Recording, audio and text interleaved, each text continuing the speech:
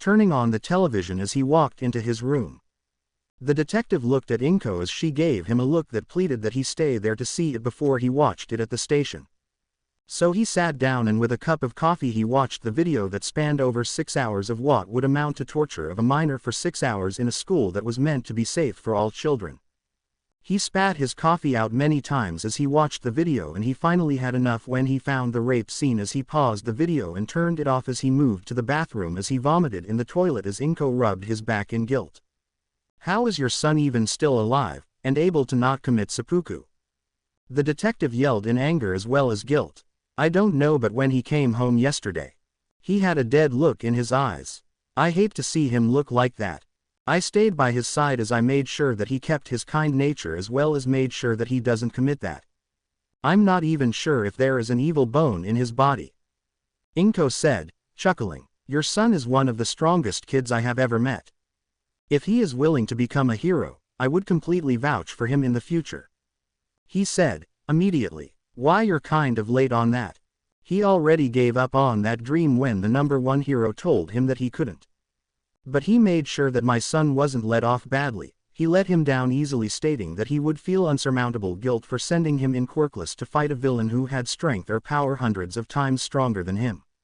Inko said, looking at the shocked look on the detective, saving his potential ally from his wrath. This school will be placed in the depths of Tartarus or hell itself. The detective said, walking away from the home. He then found the landlord not too far away as he arrested him for discrimination against a minor as well as a mother. The man was livid, and he would be making sure that the school drowns in its own blood. And he has the videotape of what happened in the day up to the basement as he didn't leave without the evidence he needed. Inko walked to her son's room only to find him sleeping with Mei as his body pillow. But the funny part was that said girl was currently trying to fix a small television that sat on his desk. I can't believe that he found himself a beautiful girlfriend, not to mention the size of her rack. Inko said to herself as she closed his door. The people who took the smile from her son yesterday would see the devil and would get sued out of continuing to live in the area if that was the last thing she could do. Izuku was walking with a pep in his step as his mental problems weren't messing with him today. Not to mention that he hadn't had a nightmare again. He was walking to class with Mei next to him as they were talking about how they would increase the appeal of some of the heroes in the school, not to mention the hero students. Izuku over the timeframe had heard that Eraserhead had tried out his invention and was really happy about it, and he took Izuku's analysis to heart and made his hair tied in a bun in order to prevent himself from being predicted by villains. Izuku had even gotten a much better looking body since he had been working with Mei over the weeks before the school year had started up again. He had some more muscle on his arms and legs as he was lifting heavy items more often, and he was putting more strength into his inventions. He even had a 4-pack of abs on his torso, and he was proud of it. He entered the classroom of 1H and sat down in his desk as he waited for Power Loader to enter the room and start the homeroom lesson. By the time Power Loader was heard closing in on the classroom, the rest of their classmates were inside the room, and Izuku couldn't care less about them since he only needed his friend Mei. Good morning, class. My name is Higuri Majima, and I am your homeroom teacher for the next 3 years. Now this class is supposed to be homeroom, but since you are in the support class you will be taught all your other lessons from math to literature by me. Just so that you all can get to making your own inventions in a timely manner. Just remember, don't stay here after school as it would be taking points off of your final grade when you are graduating. Power Loader said, smirking at them. The class continued as per normal for the school as Izuku and Mei worked together on most of the class's assignments as they were already close to one another. It was all going great when everyone heard an explosion sound from outside, and Power Loader noticed Izuku flinch really hard at that, and after the flinch he was scowling. Looks like the hero course is already making their presence known. I hope that you all are ready to be making their hero costumes for them. Power Loader said, looking at Izuku with worry. After the class was over, Higuri called Izuku over to have a small chat in order to find out why he flinched at the explosion. Why yes, Power Loader sensei? Izuku asked, nervous. Don't think that you're in trouble, Midoriya. I just want to see if you're alright. You flinched really badly when you heard that explosion, BOOM**, Higuri said, before getting cut off from yet another explosion. As he heard another explosion, Higuri watched as Izuku flinched really badly again, and the teacher sighed. "Are you deathly afraid of explosions, young Midoriya?" Higuri asked, concerned. "I'm not afraid of explosions, it's just that I have a bad history with them," Izuku said, grimly. "Could you tell me how?" Higuri asked. "My best friend from when I was younger has a quirk that is called explosion. He used to beat me up all the time with it," Izuku said, not even trying to lie to his teacher. "I can see that. Have you tried seeking help for that?" he asked, concerned. "Yes, but nobody until recently had even tried to help me," Izuku said, sadly. "Don't worry, I won't hurt you for it. I just wanted to make sure to watch out for the said student. I know his name by the way since you told me his quirk. Katsuki Bakugo. He went to the same middle school as you as well. This doesn't bode well." "What is his personality like?" Higuri asked. "He is loud, abrasive, cocky, arrogant, not to mention quick to anger. But the worst part about him is that if he finds out that I'm here, he will be fight first, ask questions later," Izuku informed. Higuri was already not liking this student. How did he even get inside this fine establishment anyway? From what Midoriya is saying is that this Bakugo kid is really dangerous and needs to be kept on a tight leash. Higuri thought to himself. "Is there anything else that I should know about him?" Higuri asked. "If he is in the hero course, and he sees me in this school, he will immediately try to bully me and oust my quirklessness to everyone present and make them bully me as well," Izuku said, looking at the ground. "I see, so he destroyed your chance to talk to other students without even being given a chance to make new friends?" Higuri asked. "To no one in particular. Yeah, and if he does it here, I don't know if I can handle having another school where I am bullied on a daily basis with him at the head of it," Izuku said. "All right, I will bring this up with Principal Nedzu as well as Aizawa-san. If he knows how abrasive his student is, then he will be more fine-tuned to keep him on a leash," Higuri said, allowing Izuku to leave to the workshop. Higuri Majima was a kind man, at least he tried to think he was. He was in charge of making sure his students were safe in this school, and he would be damned to think that Izuku would be feeling unsafe in this environment. So he was immediately heading to the principal's office in order to have him call Aizawa here to inform him of the situation at hand. The situation, you may ask, is Bakugo's eventual reaction to Izuku being in the same school as him again, and the boy told him that Bakugo was punch first before asking questions later. Izuku also gave him some information about Bakugo actually not caring that he was being a support hero, and still beat him up for wanting to go to the same school as well. He was right at the door of the room when he heard it open, and Aizawa was right there with a young boy with purple balls for hair. "All right, Mineta, you are to collect your things and get out of the property of this school," Aizawa said, staring at the young boy with anger. "You won't hear the last of me, Shota Aizawa. My mother will make sure that I'm not expelled from this school," Mineta said, running off.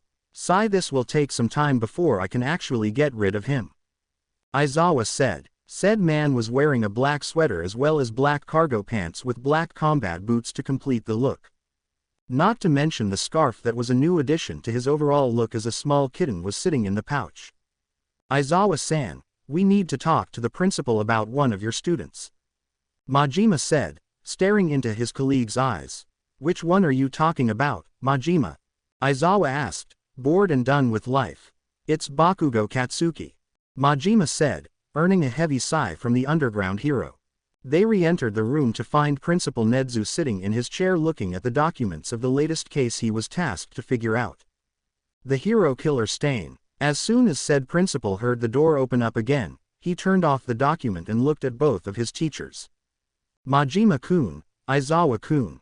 How can I help you both today?" he asked, cheerfully as his face showed brief concern.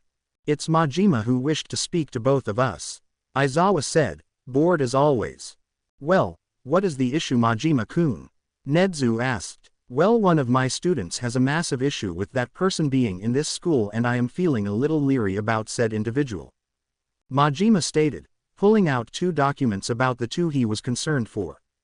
As soon as the principal looked at the files, he was immediately angered. What was wrong with both of them?